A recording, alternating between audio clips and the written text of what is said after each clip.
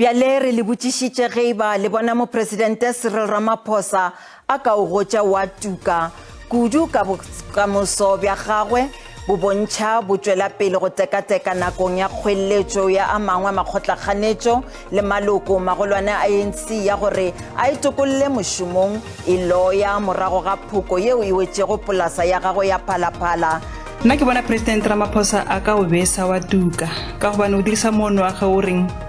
thoma mena o tsweletse o dira tiro e ntle o tla o besa wa tuka.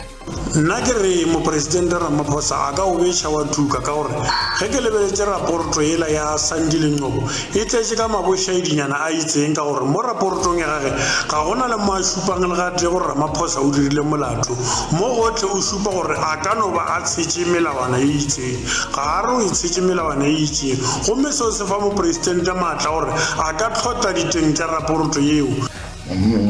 Mopresidente Ramaphosa swanetše go tšwela pele go tsera masetulo sa bopresidente go tloga go le molaleng gore Arthur Fraser o romilwe ke mopresidente wa peleng Jacob Zuma le ba lephaga le lengwe la mokgatlo go bula molato kgatlhanong le Ramaphosa ka ge a lontšhana le boradia le bomenetša.